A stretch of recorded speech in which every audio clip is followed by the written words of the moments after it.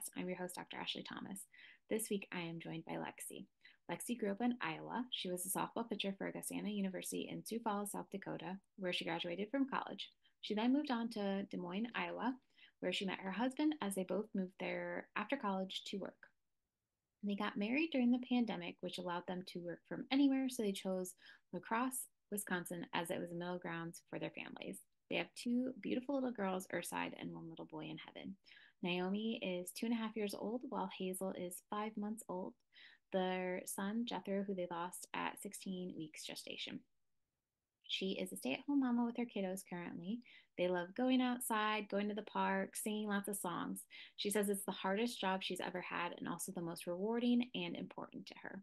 Outside of being a wife and mama, she loves to hang out with her friends, be creative with projects, go on walks, and work out. As a family, they love to travel and go on hikes. It might be a little slower pace right now with her two little kiddos. They hope to pick that up someday soon again. They love having awesome dance parties right now as well. If she could treat herself, her favorite way to do that would be through a massage. With that, I give you Lexy. Well, welcome, Lexy. I'm excited to chat with you about your births and your pregnancies and all your tips and tricks and everything that you've learned along your journey. Sure. Yeah, thanks for having me. So tell me a little bit about your births. You have two Earthside babies, I understand. Yes, yeah, I have a 2.5-year-old, and then in between them we had a loss, and then I have a 5-month-old. So, yeah, my birth. So I can just dive on in a Yes, little bit, just kind of give like an overview, I guess. perfect. Naomi is my oldest, and she was born in July of 2021, which was during kind of the towards the endish, but still in COVID. Like we still had a lot of restrictions and not a lot of meeting people. And we had just we moved here actually when I was 30 weeks pregnant with her to Oh, La wow. Crosse. We had lived in Des Moines, Iowa before, so it was a 4-hour move. We didn't know anybody. So right off the bat, people thought we were crazy. And so it was kind of a really uh I was so focused on a lot of other things during her pregnancy, moving. I was pretty young. I was only 24, 20, turning 25, and just didn't know much about birth. All the women in my family had what would seem to be easy, typical, normal looking vaginal births, unmedicated. Everyone was like, oh, you're going to be great. You're going to be fine. Yeah. You can't like see me, but we have, everyone would joke, you have birthing hips, like you're good. I'm like tall. I'm a, bigger woman. I played softball and stuff. And so everyone was like, oh, no problem. You're an athlete. Like you've got this. And so I really didn't think much about her pregnancy or birth or anything up until it happened. So I, yeah, I kind of went in pretty naively. And I was really actually thankful to be at the hospital I was at. We had a lot of CNMs, certified nurse midwives, that I worked with, and one was recommended by a friend. So like I got to see her consistently through the end of my pregnancy. But when you go into labor, it's just whoever's on call. So Right. there's 16. So the fact, your chances of getting the one that you really liked are pretty low. Um, and so actually with her, I was at my due date. I had my 40-week appointment and I had not gotten checked before. But I decided to get like a cervical check at my 40-week appointment, and I was 6 centimeters dilated, which is just like I had a very uncommon presentation for a first time mom who I didn't know that I was even contracting. And then my midwife was just like, whoa, like that was actually hard for me to do that cervical check because you're very dilated for not being in active labor, Right. is what it looks like. So it was kind of confusing actually going into labor with her. And so she was confused. I was confused. We were both kind of like, this is weird. Like, I always thought, oh, well, I'll know when I'm in labor. Well, it was a very odd presentation, I guess. So, she actually had stripped my membranes then at that time and wanted me to come back in the afternoon to see if there's any progress. And I told her, I'm like, I guess like I'm feeling, these like tightenings, but they're not uncomfortable. Like if I wasn't paying attention, I wouldn't have even known they were happening. So Right. it was just a very odd kind of presentation, I guess. And so, I went home. I'm like, what do I do? Do I like rest? Do I go on a walk? Do I, try to get this going? Like, what in the world? And I'm naturally very like overthinking, anxious mind. So it was kind of a mind game, I guess. And as an athlete, I had totally thought I'm gonna rock this because I have this physical mindset. Right. Yeah. I've like done this, but in hindsight, like birth is such a mental game, and so I had not nearly prepared enough mentally for birth, as like you can only know in hindsight. So yeah, basically I went back and I was still 6 centimeters and still contracting every 5 minutes. But again, nothing was painful, nothing was uncomfortable. So we were just stumped. And so she said, how about you just go home, track them, and then maybe after dinner, if they've intensified or if they've continued to be so regular, you can call labor and delivery and just see what they would have you do. So they just every couple minutes for 90 seconds, like I was having a contraction. And so of course labor and delivery is like, well, you should come in. Your first time mom. I had no idea what to expect.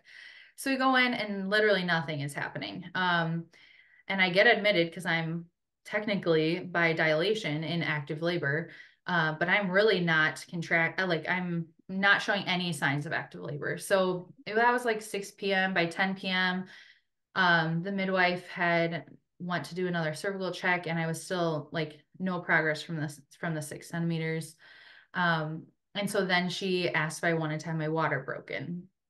Um, and this, I guess, is kind of like a learning experience. But in hindsight, I wish I would have asked for time to think about it, because now I know that once, your waters are broken, it's kind of a little bit like no return.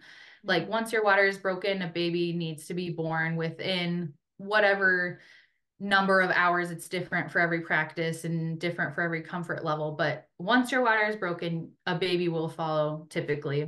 They within. want that baby out right Yeah, away. they want the baby out. Yeah. And so I wish I would have taken more time. But basically it was like, here's what I would recommend you do.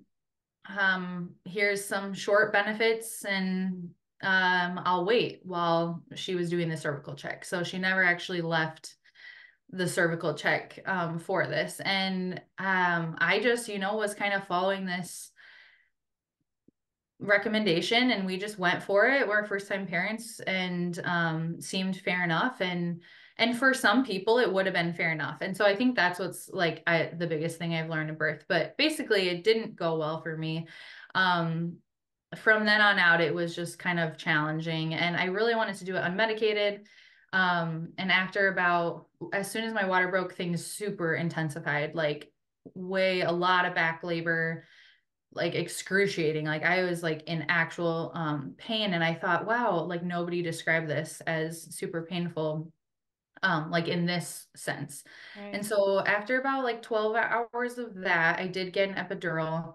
And I had an amazing night nurse. I just remember her, like she just was so attentive to me and helpful and like trying to cope through the night, because I really wanted to do it unmedicated. But eventually it was just like kind of a point of like suffering. Like I'm Right. not able to relax, which is also important. I'm not able to like progress because I'm in so much I'm so uncomfortable. And so once I got the epidural, I actually did get to relax, and I did get to 10 centimeters. And about noon the next day, so this is like my midwife, when she had broke my water, said we'll have a baby in a couple hours. And this was 14 hours later. I was Right. just getting to 10 centimeters. Um, so I pushed for 4.5 hours. They could see the baby's head the whole time, had a nice full head of hair, beautiful baby, and just was stuck. And at the time, this is like you're super emotionally, you're exhausted, you just missed a night's sleep, you have no idea what's going on. And so we decided she was very low, so we went ahead and tried a suction delivery. And I just remember the OB describing that and saying, if if she has a full head of hair, so it might be unsuccessful, like because there's not as much to grab onto. And if it fails 3 times, we'll head to the OR, and that's what will happen. And so, here I am thinking everything's going to go so swimmingly. And this was the last thing I thought of would happen. And so, yep, popped off 3 times. We head to the OR, and my husband and I really just broke down at that point, like both crying, very emotional, and just, yeah, like we're exhausted. And knowing like we just did not prepare for me to end up having a surgery. Right. And just the delivery was so different. And we just, yeah, it was just a challenging experience. We got to the OR, and thankfully, like she was never under distress. Everything always like looked good on that end.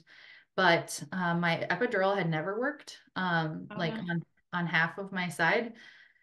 And so without getting Feel a lot into, of it. yeah, I Yeah. could feel a lot of it. And so when they were making sure that I was numb to do the C-section, I was not. And so they re-bolused my epidural. It didn't work. They tried one more thing. It didn't work. And at that point, the decision was made to put me under general anesthesia for the birth, which means, my husband's not with me. I'm not awake. And just again, like so much that we just had not really even thought of being a possibility. Um, she came out great. She was actually very low and very stuck. So it took quite a bit actually to get her out. Even in the OR, they had to manually push her back up the birth canal. And yeah, so my recovery was really challenging with her. Obviously, I was under general anesthesia. I didn't wake up for 4 hours. So breastfeeding was right off the bat off to kind of a rocky start. I had tore uh, vaginally from the suction attempt. So I had like a second-degree tear. And then I also had a C-section recovery. So it was just really a challenging, and then we didn't know anyone here. Right. We brought this baby home, and we had just had this, not, and I hope that I don't want to like scare anyone. But yeah, it just was not what we expected. It was a really challenging experience. And I actually decided to go to counseling, and then ended up exclusively pumping for her for a year, and we just never latched. She never latched once.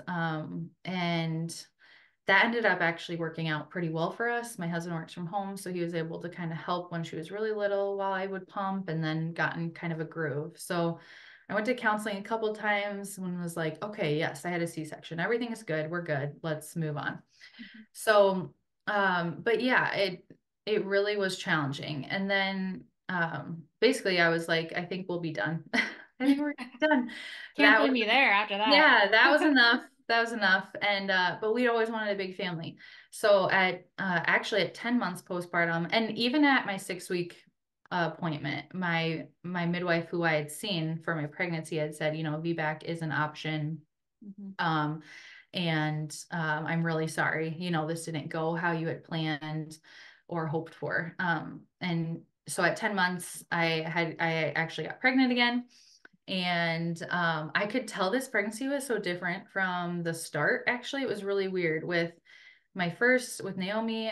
We didn't pick a name till I was like 39 weeks pregnant. Like we just drug our feet. We didn't Yeah. really think of anything. And from the beginning of this second pregnancy, I was like, this is a boy and his name is Jethro. And it's funny because during Naomi's pregnancy, I was watching Private Practice, and they have a Naomi physician. Yeah. And and then when I got pregnant the second time, I was watching NCIS, and Jethro. Oh, I love it. I do know Jethro Jethro. gives.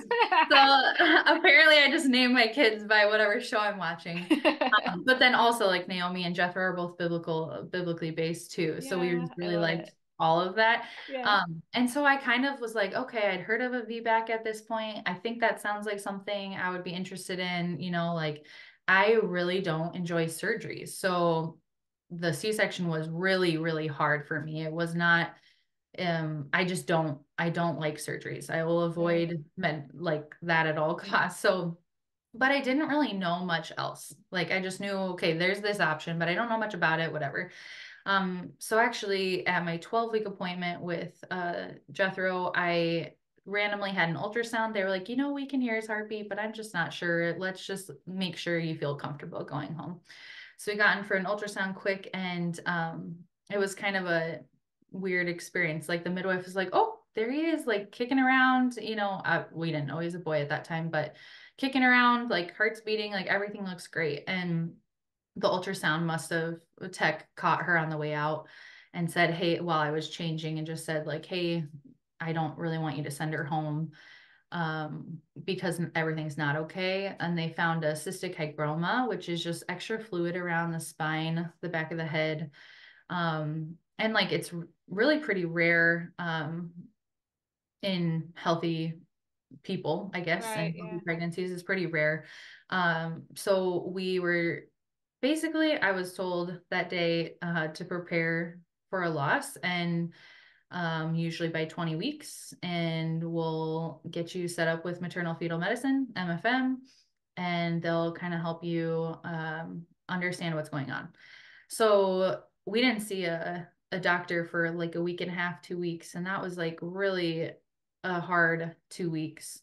And I really think like having Naomi at home was such a light, because there was such this like heaviness in my mind and heart, knowing I'm still carrying this baby. Like there's still a baby that's alive inside of me. And but my 1 year old just like, happy as can be, doesn't know anything Yeah. is going on. And that was really uh just a gift that like she could kind of bring my spirits up. But yeah, it was super emotional. It was not an easy month really. And then yeah, at 16 weeks, we went in and there was no heartbeat on our ultrasound. And I could kind of tell right away, the ultrasound tech was like, "I'm gonna go grab the doctor," and I kind of knew from then. And he measured at 16 weeks, so it was probably within the couple days before our ultrasound that he had passed away. And we ended up doing an amniocentesis, which is an intervention. Like it's a big needle that gets stuck in your belly through your uterine lining, and they take some of the fluid from your, I don't know, uterus, and basically can tell you like probably what happened, and takes the DNA of the baby and can test it. So we got those results back, and Jethro had trisomy 18. So it's just a 18th chromosome that didn't line up correctly, or has an extra, and I can't remember exactly, but some live pretty short lives, and then most or a lot are lost. And so then we had this uh, yeah, decision. Do we like get induced? So I was 16 and a half weeks pregnant at this time. Do I get induced? Do I have what's called a D&E, which is like a D&C, but you're a little further along. So they have to do just a little bit more. Um, and so actually, because I'd only given birth under general anesthesia, I decided to go for the D&E, because it was kind of what I knew. I just kind of wanted this, what seemed like a nightmare, to be over. Right. But I really just like in my heart wanted to meet this baby. And so my husband and I, we had just kind of prayed like, God, like, if you want us to meet this baby, like we're going to pick the D&E. But if you want us to meet this baby, like, please make it happen. And so they have you soften your cervix the day before surgery so that there's no damage, kind of lessens the risk of damage to your cervix for future pregnancies. And Mhm. yeah, and then usually then you go in for surgery the next day. But my water broke in the middle of the night. So we reported to the hospital at like 5 a.m. was our reporting time. And my water broke at like 3:30, and I woke up to it, and I was contracting every couple minutes. And I wasn't expecting that. And so I was like, "Oh, we'll make it. We'll make it to the hospital. Like it's only a couple hours away until I'll have the surgery. So this is probably normal." And then yeah, I guess it's not that normal for that procedure. So it was like 15 minutes before I was supposed to report to surgery, and I had Jethro in the pre-op room. And it was something I like could not stop. Like I felt like the fetal ejection reflex really. And I just said to the nurse, like, I just had our baby, like I had the baby. It was kind of a, surreal, like I'm supposed to be going to surgery and I think I just had the baby. Like, Mm-hmm. uh, kind of a weird experience. And so this was kind of my first like I was super happy. Like, oh my gosh, yes, I don't have to have a surgery. I get to meet my baby, which yes is sad, but like either way, we just lost our child. So like I am excited that I get to like see this baby. And they were so kind. We I didn't know this, but a lot of funeral homes will cremate for free for children that are lost. And so they took care of the arrangements, like the nurse called and they picked him up and they wrapped him up in a swaddle and just were so gave us time. And so honestly, I was really thankful. It was a very healing experience for me because I had one never seen my baby come out of me, like with Naomi. Right. And I had never seen my placenta. And here I am getting to like experience all these things. Obviously, still a very like sad day and like hard experience, but it in ways felt really kind. Like I kind of got a VBAC. And Yeah. I think like looking back, it was such a confidence booster for me because I think many cesarean moms will say, like, my body failed me. And that is what it felt like. Like I couldn't do this. Everyone else in my family could do this and I couldn't. And so this was a reminder like, no, look, my body knew exactly what to do. Like I could not stop that if I wanted to. Yeah. And I felt that hormonally happen. So it was kind of a really like good experience for me and for my husband too, for us to bond and just like we're so glad we got to meet him. And we weren't planning on like naming him or anything, but then when this whole thing happened we're like, wow, like at 16 weeks like he had arms and legs and Mhm. a nose and mouth and eyes. And um yeah, not hopefully that doesn't freak people out, but there was a whole child like in 16 weeks, obviously very small, like the size of our hand, but the amount of work that your body does in such a short time to create life is really, really cool. So that was really like kind of a turning point for us in like parenthood of like, okay, pause. Like this is our life, this is our family. These decisions matter and they affect us, and having kids matters and it affects our life and it affects my health, like not only physically but mentally. So I went back to counseling with the same counselor who I actually so much love. And this is really, I feel like, where this healing kind of journey began for us before we even conceived our next child. And so I actually at this point was like, no, I really would like a VBAC for our next pregnancy, and I'm gonna learn as much as I can.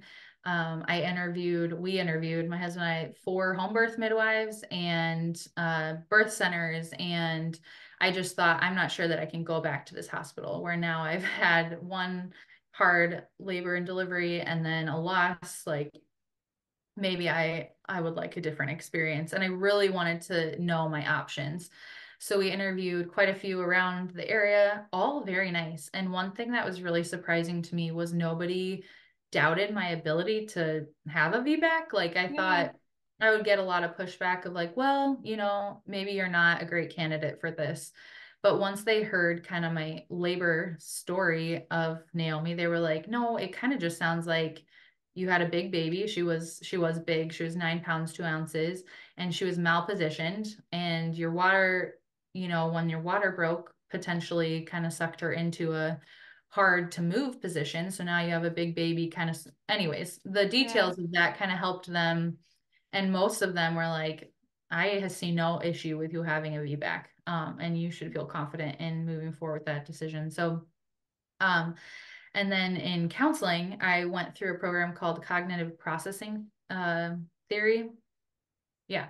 And it's basically like because basically I was showing PTSD symptoms from the first birth. And so this just basically allowed me this program to like before I had kids, this is what I thought. I trusted this way.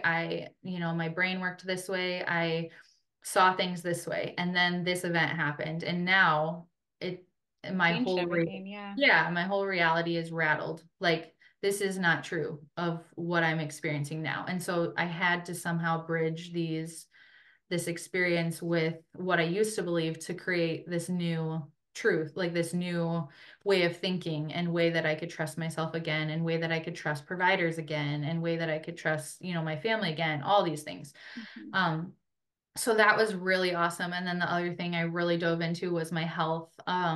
My my cycle came back really odd after my miscarriage, and so I kind of got that looked into and got my hormones tested, and really started focusing on my nutrition with having a big baby.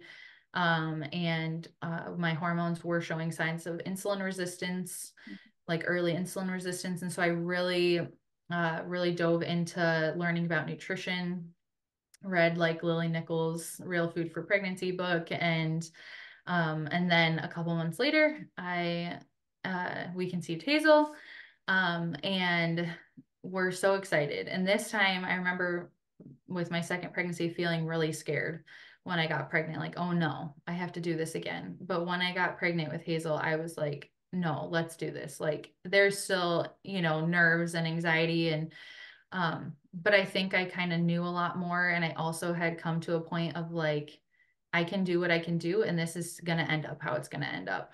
There's only so much you can control, and that's true of all birth. And so I actually decided to go back to the hospital after interviewing. It just felt like this is where I felt safest to birth, and I knew I was going to have to sacrifice some things by going back to the hospital. Like, I'm not going to get the provider I want, probably. I'm not going to have the same, I can't just choose the team that's going to show up. And all of those were like a worthwhile, you know, thing to give up for, I knew that at the end of the day, I would feel best at a hospital with a prior VBAC and some, a chromosomal complication. And so that was the decision we made, and we went forward with it.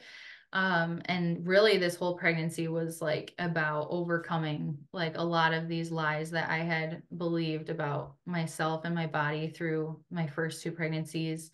Because a loss, you always think, oh, I could have done something different, or, Right. why couldn't I carry it? Like what happened? And so, yeah, again, I really focused on my nutrition. I ate pretty much like I had gestational diabetes from the beginning, even though I didn't, and I tested and didn't. But I really think that helped me in the long term, and also just helped me have better, nutritional habits for my life. Um, and I felt so much better. And so I think that's why I really kept doing it, was like, wow, I have so much energy, and just felt a lot better. And then I hired a doula who does VBACs. Her name is Diana Snyder. And she was amazing. I was actually a little outside of her range, but we had very similar stories. And she just felt for me and wanted to. She was trained in VBAC. She's trained in pregnancy after loss, like all the things that just really, she was just such a great fit for what we were hoping for. So we were so thankful that she was willing to kind of go outside of her range to meet us. Yeah. Um, and she really recommended an exercise program called the Body Ready Method. So I did that throughout my pregnancy. And it's really about balancing your body and having kind of stacking the cards in your favor for, you can't control the outcome, but you can do something. You can help yourself be balanced and even to feel better in pregnancy. So that was amazing. Focused on spinning babies. That was amazing. Mm-hmm. Um, and yeah, so I also read Ancient Map of Modern Birth, which is from the Birthing from Within writer, Pam England, I think is her name. And that was also really helpful. She was a career midwife who had a C-section and then went on to have a VBAC. And so she kind of talks from the perspective of, like she did this for a living and then had a C-section and then had to kind of come back from that. So really knew a lot of the mental struggles that happen during VBACs. And also the birthing from within was just so I really clung on to like birth as a labyrinth. Like there are many twists and turns to birth, but there's only one way out. You know, you Right. can only keep marching forward. And so that proved to be really awesome for me when we actually got to labor. So yeah, actually I got to like 39 weeks and I decided to have a sweep because I really wanted to not go beyond since I had an over 9 pound baby at 40 weeks exactly. You know, that was kind of, I never felt actually pressured by the midwives to have, or, you know, oh, you're going to have a big baby. They never said that actually, and they never really brought it up, but which I was thankful for. They did offer a 36-week ultrasound or a third trimester ultrasound, but they said they didn't see any medical need. They just wanted to like offer my option. Yeah.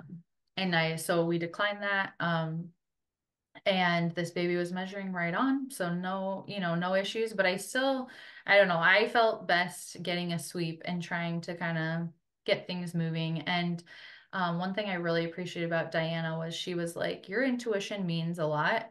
So if you would like to do something, then you should do it. Like you know, there's a lot in the birth world, I guess you could say, of this is the right way to do this, or this is the wrong way to do this. Um, and there's a lot, I feel like a lot more nuance in birth than right and wrong. Like you can do everything right and it can still go quote unquote wrong. Right. So there's not a lot you can really control about the outcome. So I just appreciated that we really went into this with a lot of nuance in mind. Like we can make decisions that feel best for us and we can just move forward and that can be enough. And so actually the night before my water broke, I was trying everything not to go into labor. This sounds bad, but I was 39 weeks, 5 days, I think, 4 days, 5 days. And I have a physician friend, and she sent me the on-call list for the midwives. So I knew who was going to be on call. And of course, the one out of 16 midwives, I feel bad saying this. She'll never watch this, but um, I had her with Naomi, and she was the one who I didn't really appreciate with like I just didn't feel like I had much autonomy Yeah. in that experience. And so she was the one I did not want to see. And she had a 24-hour call from Oh 8 a.m. no. Saturday to 8 a.m. Sunday. This was Friday night, and my husband wanted to do something that could potentially initiate labor, and I said no because I was like, "There's no way I'm going. I've waited this long. I You're do like, we not." can do this in 24 hours. Yes, and that's what I said. I'm like, in 24 hours, like that is fine, but no, I'm not going into labor tomorrow. And that was and I was a little stubborn about it. Like, please, I do not want this to happen. But sure enough, the next morning we were gonna go to the gym actually, and I just didn't feel very good. And so I was like, actually, I'm gonna stay back. He took our toddler and they had childcare there, and I just laid down and my water broke. No. And so there were like pillars that I was like, okay, as long as I go into spontaneous labor, okay, as long as Yeah. this happens, as long as this happens, as long as I don't have this midwife, like I had all these stipulations for birth. And I knew, like in my brain, I knew I don't really get to do that.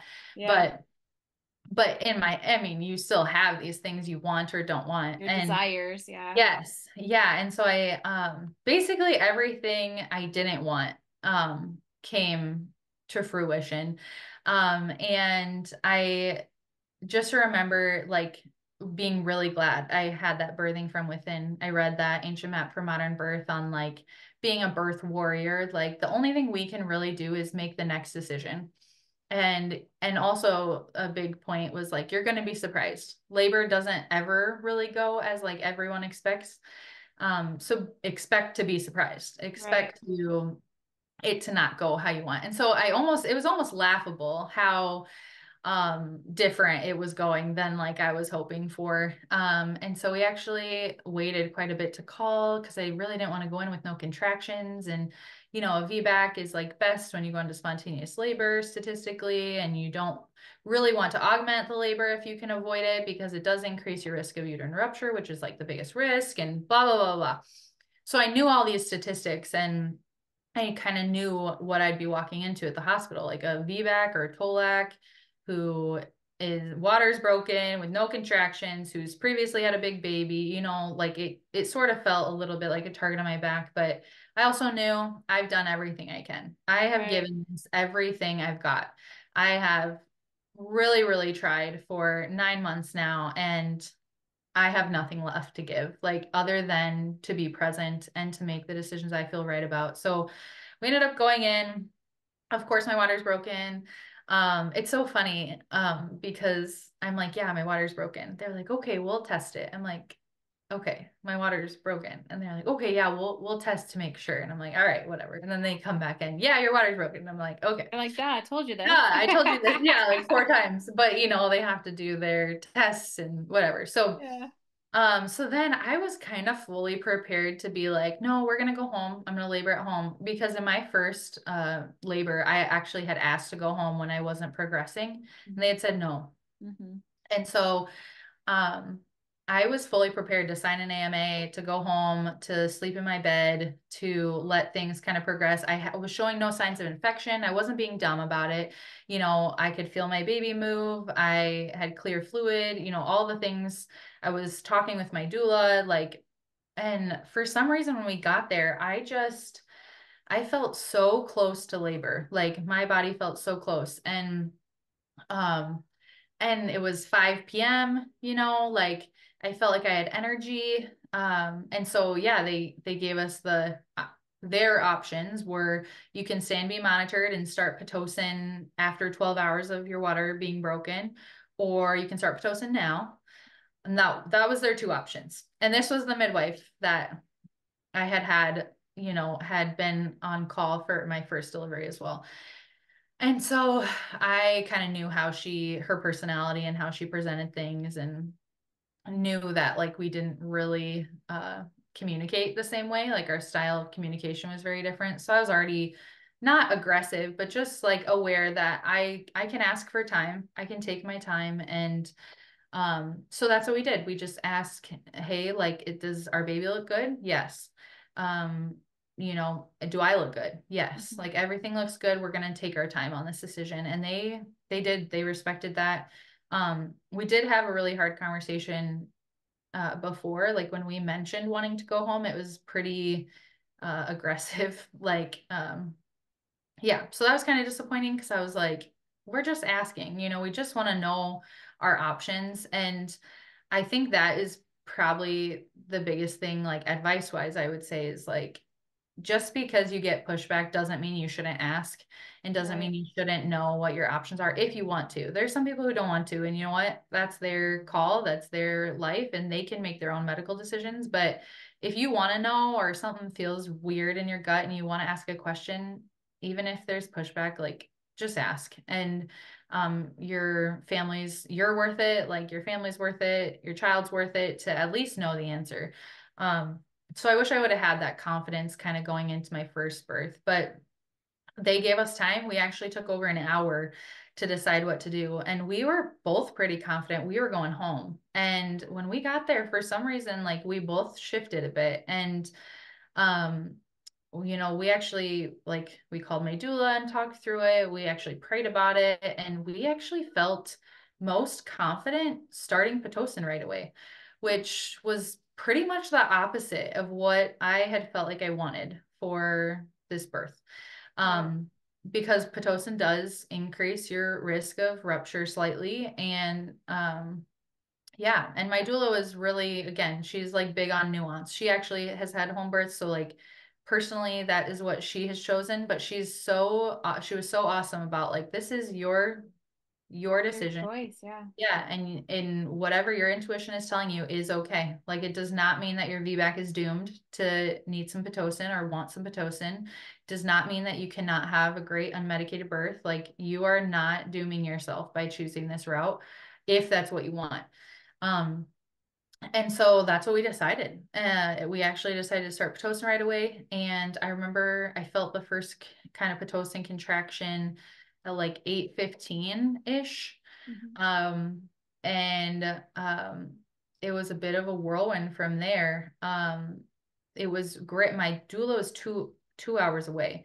So as soon as she heard that we were starting Pitocin, she started driving because she actually had felt this whole time like I was going to have this super fast VBAC. She's like, if you were walking around at 6 centimeters with your first kid, and then you accidentally have a baby with your second kid that most people wouldn't have dilated far enough, whatever. She's like, Yeah. I just think, man, you're going to go. And I always doubted it because, of course, I have not given birth Experienced it, vaginally at yeah. this point. Yeah. And so she's like, obviously, there's no guarantees, but she started driving right away. And my first contraction was at 8:15, and Hazel was born at 11:30. And it was awesome. It was like I did it unmedicated. It was so fast and so intense that I didn't really even think to uh, ask for any pain management. And honestly, it was so much more tolerable Hmm. than my back labor with Naomi, which was so shocking to me. And Diana had talked about this, like you had a really hard first labor. And she's like, I think if this labor ends up being functionally challenging, like it's functional. Every birth is challenging in some ways, but like if you can have a functional labor, I think you'll be surprised how much different it feels for you. And that was very much my experience. I honestly, the only part that I would even describe as painful was like pushing. I didn't Right. really enjoy that. But the labor itself was super intense, very intense. Took every ounce of my mental, focus. And of course, like it's kind of was a fast labor as well. But I honestly enjoyed it. So I enjoyed the labor part more than some of the postpartum parts. So it was awesome. I felt so like, wow, I did it. We'd been working towards this goal of having a VBAC and yeah, just like having another kid in general. Like we just been through so many different experiences as parents already with just one living child. So it Yeah. was just really great. And we did get to honor Jethro. My friend had gifted us a fountain, which Jethro means overflowing and like God's abundance. And so my friend had gifted us a fountain for his due date. And I had actually found out I was pregnant with Hazel on the week of his due date. And anyway, so the fountain was in the room with us, and I could just look over and see this fountain overflowing. And it was just such a beautiful reminder of like, hey, I have done that. Like this, I can do. And so it was such a awesome testament to like how much we had grown. My husband and I both had grown. And, Hazel latched right away. I actually chose to exclusively pump after a while because I kind of like it. I I prefer it, and I think that's okay. And she did have ties, oral ties. So we triple fed for a while, which is like pumping, like nursing, pumping, bottle feeding. And Right. that was just not sustainable for us. So we A ended up lot, yeah. exclusively pumping. So I'm still doing that. And I ended up only needing like a 6 of Pitocin, which is pretty low. Like they started at 2 and they can go up to like 20. So I only needed 6. So that's pretty low. That's pretty good. And then it was also like interesting to see all the things that really worked out in our favor where like Diana could make it because we decided, when kind of to start the Pitocin and our families are so far away. So by knowing we were going into the hospital and kind of choosing to start Pitocin, we had childcare for our toddler. Her grandparents came, and so she was like loving it. And so just like all these things actually ended up going really well because we started the Pitocin, and I had energy. It was still the evening, she was born by 11. And I do remember the nurse, I was like, what does a Pitocin labor look like? Like realistically, how long am I going to be here? Like, what Right. do I need to gear up for when we start? And she goes, well, maybe you can plan for like a mid-morning delivery. And I just was like, oh, heck no. I don't know. Like this baby's coming sooner. Right. Yeah. And I just really was like, oh. I don't know why it was like today's her birthday and it just so happened that way. So postpartum was much different. Just like after her birth and not even just because I had a VBAC. Obviously I would, probably not be as positive or I would have had a hard time if I would have had a repeat cesarean. But I think mostly I had given up that goal or this control factor. So Right. like I feel like not even just because I had a VBAC, but because I was able to surrender to this mystery and this process, it just allowed my mind and heart to be in a much better place. Um, so I knew no matter the outcome that I was enough, I had done enough, and I was thankful for this life that we get to bring into the world. So I think that drastically impacted, my mindset going into the birth. And then the fact that it did go really well and I did get so many of the things that I'd hoped for was just like icing on the cake. Like, I was unmedicated and mostly I wanted to go unmedicated, not for like any sort of badge, but my epidural didn't work. Yeah. And it was the main reason I had to go under for the first birth. And so for me, it was more so this desire to be moving, which would help a VBAC, um, be awake, which I so desperately just wanted to be awake for the birth of my baby. Yeah. So like my desire for this unmedicated birth came from so many other whys other than, oh, I just want to do it unmedicated. And so I think that was something too that was really powerful of remembering like I want to be able to hold my toddler after this labor. And this is going to help me get to that goal. So just things like that. So this has been a much different experience. She's 5 months old now and she's cute as can be. And we're both like, wow, this is why people can have more kids. Yeah. It's still really, really challenging. And obviously there's times that are really challenging, but after Naomi, our first birth was like, why do people have a lot of kids? Like, how do people have a lot of kids? Like this Yeah. was world rocking. And after Hazel, we're like, oh, this is so like she's so sweet and like I can walk and like just much different a much different experience. So that is sorry that was really long, but that is like the overview of the births, and here we are 5 months postpartum and I feel great. Yeah. Oh, that's Yeah. wonderful. Yeah. Such a beautiful story too, and journey that you guys went on Yes, together. very long journey. Yeah, Yeah. very long journey, but the tips and things that you learned along the way are so valuable too. Yeah. And Yeah. I feel like even with Jethro's, birth in some ways, it was healing in that way that you did have a vaginal birth in a way and were able to heal from that first birth that wasn't your ideal birth per se. Mhm.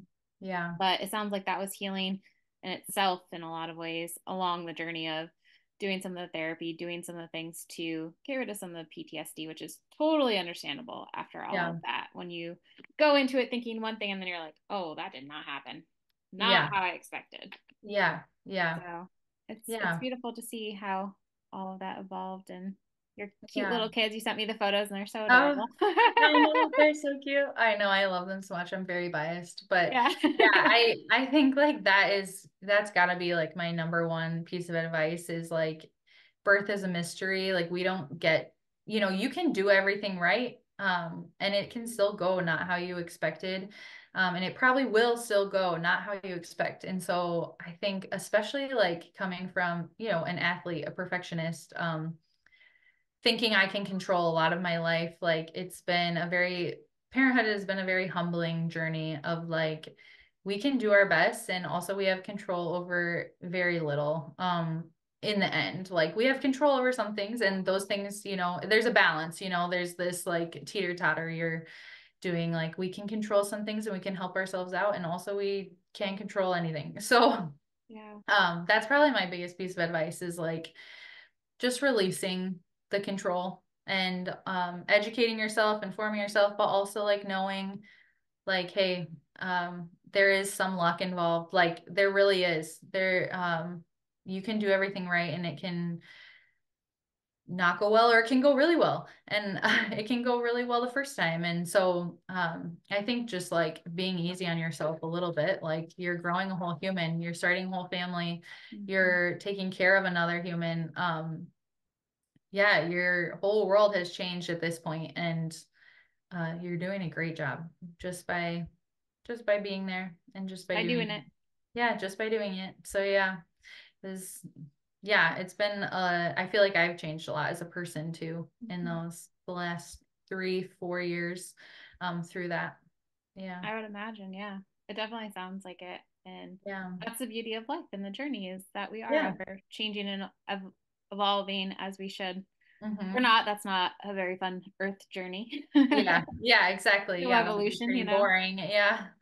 Yeah. Um, if you were to have another little one, is there anything you would do differently or any like tips or things that you could think of that you would change maybe? Would you try to have it at home or prep more for the, fourth trimester? Is there anything you think you Yeah. would prep or do differently?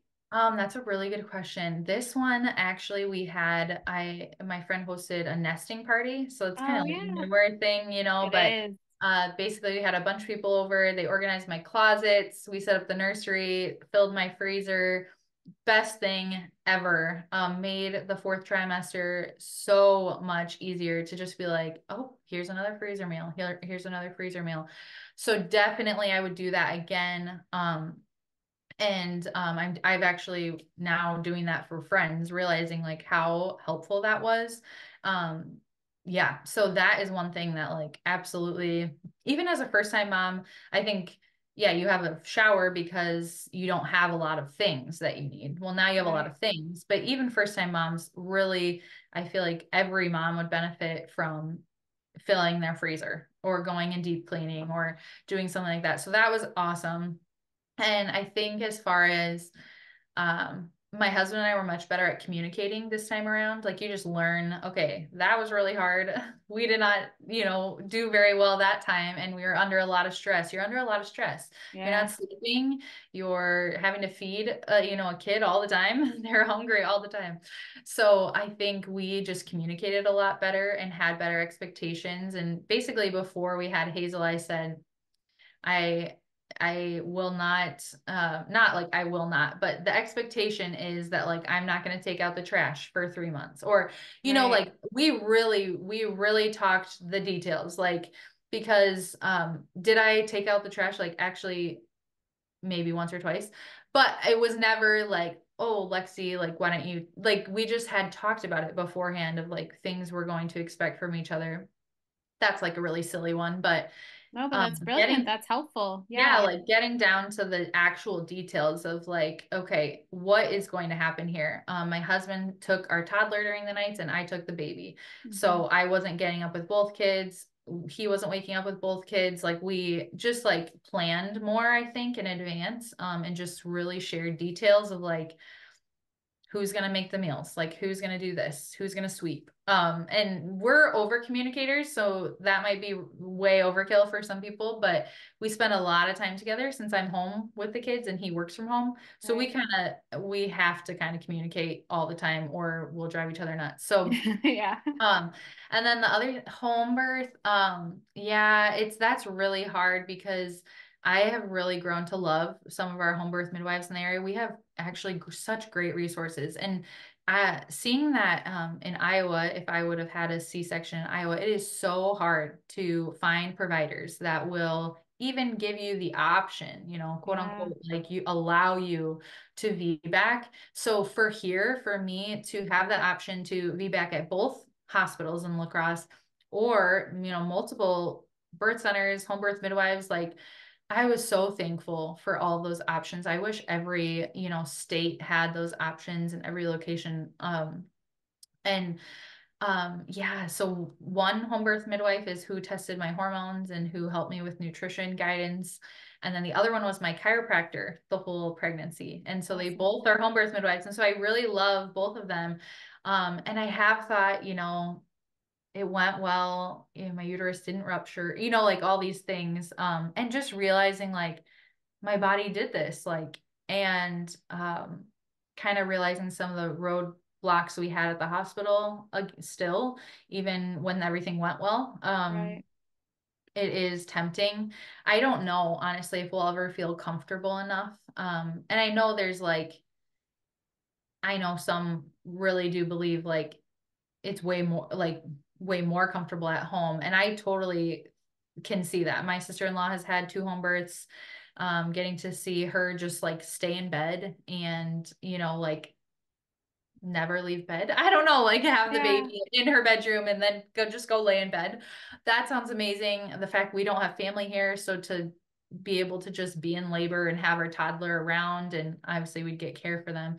So yes, we've thought about it. I don't know where we'll land on a comfortability, you know, spectrum.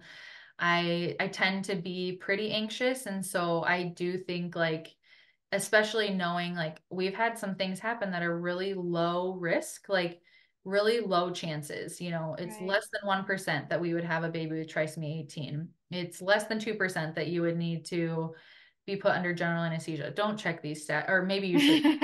I don't know, but like I'm thinking I through. like your stats. Your stats are Yeah. great stats. When I went Makes through it this, not so scary. I love I know. it. No, it's very rare. We've been through some very, and so that, yeah, definitely don't be scared. Hopefully, yeah. But some of these things are really rare. Like less than 2% of people need to be put under general anesthesia for a Right. C-section. That is very rare. That does not happen in most cases. Um, but it happened to me. And so once you become that, more rare, it's a kind of a mind game of, so kind of having to build trust, like just because this happened before does not mean it has to happen again. And does not mean that it has to kind of dictate decisions. But yeah, I'm not sure about that. But I would say if I were a first time mom again, I would very, very much so be researching other options.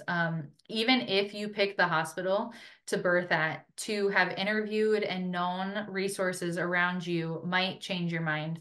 My husband was way against having a home birth, and I said, let's just meet with some. And after we met with the home birth midwives, he was more for the home birth for Hazel than I was. And I ended up being the one that said, I really think I'd feel more comfortable at the hospital. So Right. so he just meeting with them, he had changed his tune and was like, wow, they know a lot, and there's so much that is so good about their care. They have longer time to meet with you. They have way more holistic approach of helping you with nutrition, helping you with movements, helping you, how are you exercising? How are you like, and I guess something that I would maybe do again is with Hazel, I met with the home birth midwife once a trimester. Yeah. So it was almost like I was getting dual care. So I was going to the hospital, I was going to deliver at the hospital, but I was still I still opted to meet with a home birth midwife to kind of make sure I was on track. Like, is there anything I'm forgetting about? Is there anything I should be thinking about? And one thing I'll say is like, I had so many resources. Like, we threw a lot of resources at kind of healing. So counseling is not free. Like these are not free, not only financially, but like time wise. And so I understand and just like want to respect that that's not everyone's like able to do all of these things. But seeing the home birth midwife was a really great addition for me. So think of like even doing that. I would hire a doula 100%. Definitely. It is worth every dollar you spend to have even someone to walk you through what's going on, even if, it goes well, it goes how you don't expect, to have someone there that's on your side to keep you mentally engaged, to help support your like your husband, your partner, whoever's with you, support is invaluable. And I would 100% recommend that to every person. So Yeah. yeah, I I don't heard know. it best described that doula's for mom Mhm. and midwife slash, medical doctor is for baby. So I was like, oh, that's a Yeah, good way to look at it. Mom that is a needs good her way to, support too, because that's helpful, but he's also kind of like not in the picture for some of this. Like yeah, he might be good support, but when it comes down to it, he wants to support you and like sees all the pain and he's like, give her all the meds, and she's like, she doesn't want the meds. So yeah, the that- doula is that unbiased person that's like, this is what she said she didn't want, like yeah, this is what we're doing. So yeah. No, she is you gotta, capable of this. yeah, Yeah. yep. And my husband would say that too with Hazel going. I think with Naomi, we were both so overwhelmed. Everything was so new that he didn't remember me being uncomfortable or in pain much. But with Hazel, he was like afterwards was just amazed. Like he was like, wow, that was super intense. And I was loud. I was very vocal. But he was like, you did amazing. And he just said, for some reason did not remember at all, like with Naomi, and was just I think having the doula was great because he kind of got to experience it in a different way too.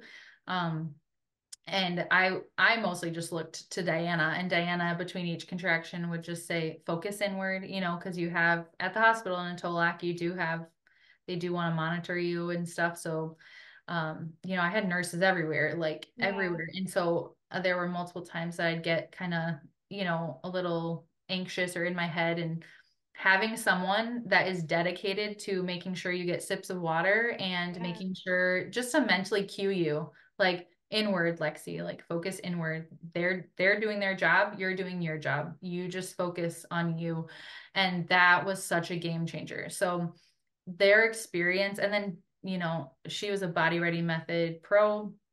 So like knowing different ways to open up the pelvis for where baby's at to kind of make birth more efficient. Wow, so great. So I would definitely recommend that to anyone. I know some people have gotten them and said like, yeah, they were okay, but like I just think if it goes well, maybe you do think like, oh yeah, I think I could probably do it without one, and you probably can. But if it goes unexpectedly, I think having someone to navigate that with is so valuable, and just like someone in your corner. Doulas are great. Yeah, find one that you like and that is a good fit, That's and awesome. ask for it for gifts if you can't afford one. Like I've seen that too. So, yeah. That's a good point. That's awesome. There was a theme song to being a mother right now. What would your theme song be if you could pick a song? Um, okay, so this is I have you ever heard Revelation 19:1? I don't even know who sings it. I want to say Maverick City Music. I don't know. But my daughter sings it. And